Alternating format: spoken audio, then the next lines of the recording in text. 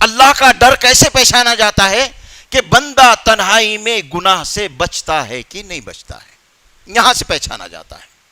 ہم اجتماعی طور پر نہ تنہائی میں نہ مجموعے میں ہم اللہ سے بالکل نہیں ڈرتے ہیں، ہم اللہ سے بے خوف ہیں، تو اللہ نے مخلوق کا خوف مسلط کیا۔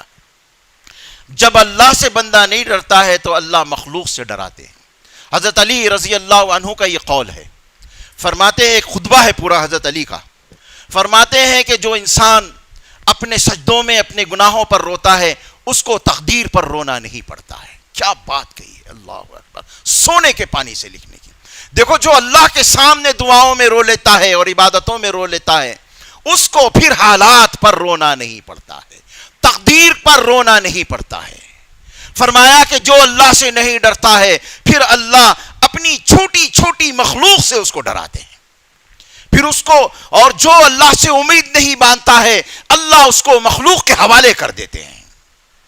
عجیب عجیب باتیں حضرت علی نے فرمائی تھی، اور ایک ایک بات جیسے آج کے دور کے لیے ہے، آج کے دور کے لیے یہ بات حضرت علی رضی اللہ عنہ کی ہے کہ جو اللہ سے نہیں ڈرتا پھر اللہ اپنی بہت ہی گھٹیا مخلوق سے اس کو ڈراتے ہیں۔ پھر کوئی بہت بڑا لا کے ڈراتے نہیں، بہت بڑا شیطان بھوت ابلیس لے کر آئیں گے، بہت چھوٹے چھوٹے لوگوں سے، ایسے لوگ جو میں کیا بتاؤں، ایسے ایسے لوگوں سے ڈراتے ہیں۔ یہ اللہ کا نظام ہے، یہ اللہ کی طرف سے سسٹم ہے۔ اسی لیے اس قربانی کے ساتھ میں اس قربانی کو یاد کیجئے، اپنے جذبات کی قربانی، اللہ کی نافرمانی سے بچنے کے لیے جو حوصلہ چاہیے وہ قربانی، یہ قربانی کے ساتھ میں یہ قربانی قبول ہوگی، ورنہ خدا نہ خواستہ کیا پتہ ہے۔ اور انشاءاللہ رسول اکرم صلی اللہ علیہ وسلم جیسے اس امت کی طرف ہمیشہ متوجہ رہتے ہیں، بار بار دل میں آتا ہے کہ انشاءاللہ پھر رسول پاک صلی اللہ علیہ وسلم کی دعائیں اور توجہ، کیا پتہ اس امت کو ان آنے والے خوفناک حالات سے، میں یہ الفاظ اگر میرا بس چلے نا تو میں 3:30 بجے تک بولوں گا، خوفناک خوفناک خوفناک خوفناک حالات سے ہو سکتا ہے کہ اللہ نکال دیں، ورنہ ظاہری طور پر کوئی شکل نظر نہیں آتی ہے۔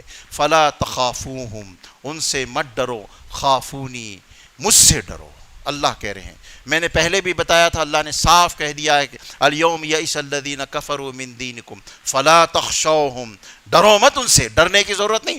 ارے مرو گے آج نہیں کل مرو گے، شہادت کی موت مر جاؤ گے، اچھا ہے، مرنے سے کیا ڈرنا ہے، لیکن ڈرو اللہ سے۔ فلا تخشوہم واخشونی، مجھ سے ڈرو، مجھ سے خوف، مجھ سے خشیت پیدا کرو۔ اور خوف اور خشیت کا معیار یہ ہے کہ بندہ اپنی انفرادی اور اجتماعی زندگی میں گناہوں کو چھوڑ دے، اور یہ امت کا جو سب سے بڑا گناہ ہے نماز کا چھوڑنا ہے۔ 95% امت یہ نماز چھوڑتی ہے، اور فجر میں تو 98%۔ اب اس کے بعد مجھے نہیں لگتا ہے کہ حالات بدلیں گے۔ نماز کے بغیر تو مسلمان ہی نہیں ہے، جو کٹ رہا ہے وہ اللہ کی نظر میں مسلمان ہی نہیں ہے، وہ تو ایسا جانور ہے جو قربانی کے لائق ہی نہیں ہوا ہے۔ آدھے 6 مہینے سال کا بچڑا آپ کاٹ دیں، بھینس کاٹ دیں، اور جو ہے بکری کاٹ دیں، تو جو کٹ رہے ہیں وہ تو مسلمان پتہ نہیں اللہ کے پاس میں ہے کہ نہیں ہے۔ صاف رسول اکرم صلی اللہ علیہ وسلم نے 1 2 3 4 5 نہیں 150 حدیثوں میں کہہ دیا کہ دیکھو بھائی، نماز کے بغیر تو مسلمان ہے ہی نہیں۔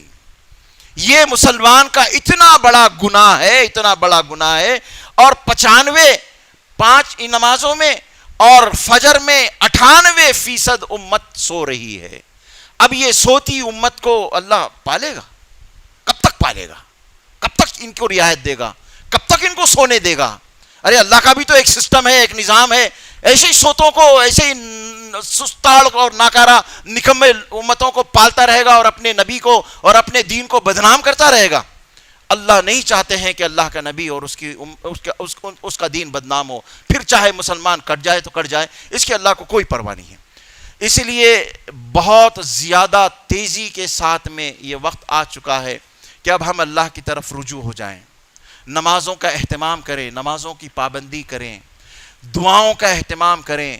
یہ وقت ایسا ہے کہ اب راتوں میں سونے کا وقت چلا گیا، اب راتوں میں اٹھ کر اس امت کے ایمان، جان، مال کی امان مانگیے گا، ورنہ نہ ایمان بچنے والا ہے، نہ جان بچنے والی ہے، نہ مال بچنے والا ہے، کوئی چیز بچنے والی نہیں ہے۔ وآخر دعوانا ان الحمد للہ رب العالمین۔